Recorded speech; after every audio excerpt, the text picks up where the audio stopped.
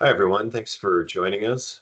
My name is Marc Sheard, and I lead the equity team here at Vancity Investment Management. And I'm here today as it is the 1 year anniversary of the launch of our Global Impact Fund. And so we just wanted to share a deep dive into the process of the fund and discuss some of its holdings. So I've got two members of the VCIM team here with me today, with Morgan Ayres and Rachel Beechinor, both of whom have been major parts of launching and, of course, managing this fund.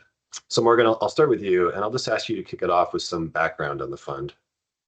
It was definitely not an easy task when it comes to putting impact in public equity investing. So that was really where we had to start was, how do you actually drive real world impact in a public equity setting? And so we took some time to look at what other people are doing and where we wanted to be different and how we wanted to stand out. And we came to the conclusion that for us, impact investing is about owning businesses whose core operations, products, and services create measurable impact both socially and or environmentally, and they do so intentionally. So every company within our portfolio has a business model that's directly tied to measurable material impact.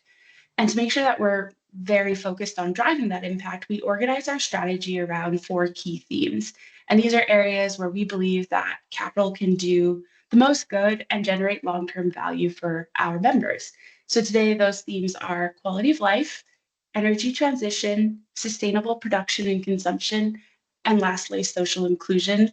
I know these can sound a bit buzzwordy, but they're more investment pillars that guide how we assess companies and, of course, allocate capital. The one thing that I do really want to highlight is that we look for companies where impact is embedded in leadership's vision, not just in their annual reports or marketing language, things like that.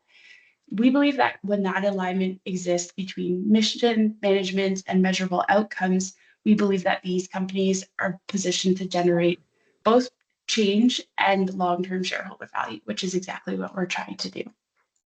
Oh, that's great. Thanks. So what does that actually look like in your day to day? So how do you go from identifying to investing in impactful businesses?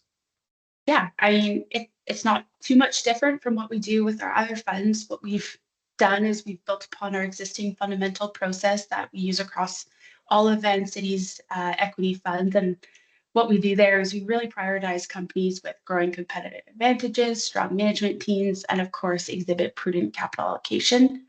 What makes this fund different is our impact framework, which is where we integrate that process in to bring impact and financial performance together. So very broadly, our impact framework begins by excluding companies where impact is hard to track or where it's secondary or peripheral to the company's primary operations. So instead, what we do is we prioritize businesses that embed sustainability and societal benefits into their products and services, and of course, their overall mission. And this just ensures that impact is not just a byproduct, but it's the driving force behind the long-term value creation and the growth within the company. And then we get further into the nitty-gritty of the business and we ask questions like, is the segment of the business that's driving revenue the majority of the business? Is creating positive impact part of management's vision? And when management reinvests in the business, are they naturally reinvesting in the success of the theme that we've identified? And there's more to it, but that's the general thought process behind it. Right. And I think what would be helpful if we could walk through, maybe an example of one of the holdings. So Rachel, I'll ask you to jump in here. So let's look at Windmark Corporation as an example. Windmark operates franchise resale businesses like Plato's Closet and Play It Against Sports. On the surface, it's a retail business, but underneath, it's very much enabling the circular economy at scale. By extending the life of used goods, Windmarks helps reduce waste, lowers carbon emissions, and offers affordable access to quality items, especially for younger families or families in underserved communities.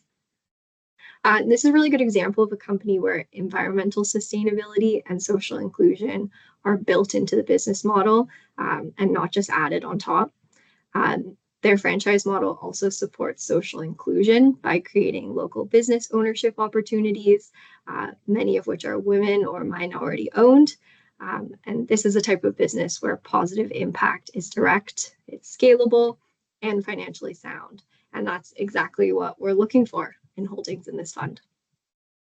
And of course, one side of impact investing, it's investing in the actual business, but we talk a lot about engagement at Vancity. So Rachel, can you just walk us through, like, what does that look like for a fund such as this?